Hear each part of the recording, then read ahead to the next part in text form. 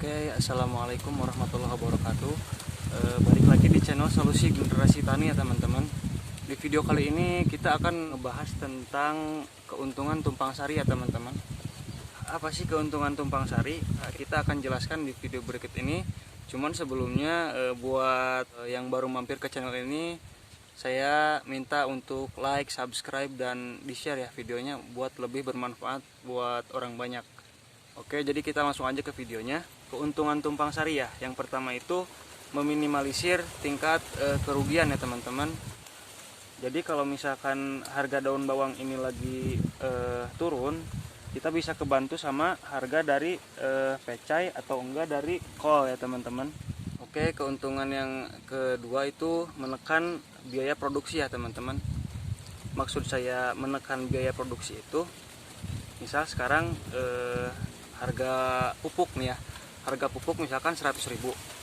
Nah kalau misalkan 100.000 ini dipakai buat hanya untuk daun bawang atau yang lainnya, hanya untuk satu tanaman, itu kan cuma ngehasilin dari satu tanaman doang ya. Begitu ntar dijual, jadi cuma ngejual misalkan daun bawang aja.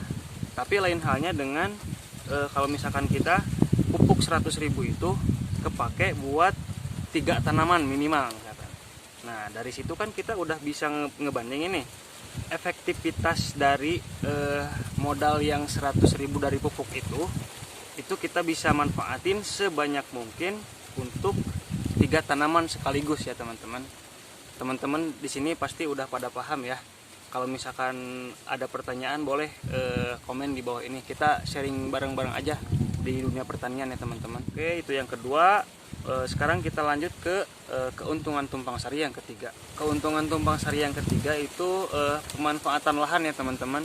Jika teman-teman punya lahan yang pas-pasan misalkan ya, ini sama yang saya rasain ya, teman-teman tuh cuma modal dikit, gimana enggak memanfaatkan lahan gitu. Kalau untuk pertanian zaman sekarang kan kalau misalkan mau buka gede-gedean itu modalnya gede banget ya teman-teman ya. Tapi kalau misalkan kita pinter mengatasi permasalahan di lahan khususnya, itu kita bisa mengatasi dengan cara tumpang sari ya teman-teman.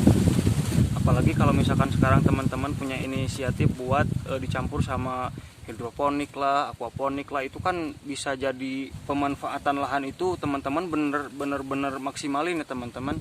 Oke, yang ketiga itu pemanfaatan lahan ya teman-teman, keuntungan tumpang sari yang ketiga. Oke teman-teman, kita langsung ke tanaman apa aja yang ditumpang sari. Yang pertama, tanaman tumpang sari yang pertama itu daun bawang ya teman-teman. Yang kedua itu ada pecai. Yang ketiga kol ya teman-teman. Jadi kenapa saya pilih daun bawang, pecai sama kol itu karena kebanyakan ya teman-teman kalau di daerah saya itu udah banyak yang ngehasilin itu dari 3 formula ini. Jadi saya nggak mau dulu coba-coba pakai tanaman yang lain karena ya teman-teman tahu sendiri modalnya itu terbatas ya teman-teman. Oke, mungkin buat video kali ini dirasa cukup ya teman-teman. Mohon maaf, kita ini sharing aja ya teman-teman. Saya juga berhubung pemula dalam pertanian. Saya sangat butuh dengan kritik dan saran dari teman-teman. Saya dari Solusi Generasi Tani, mohon pamit. Assalamualaikum warahmatullahi wabarakatuh.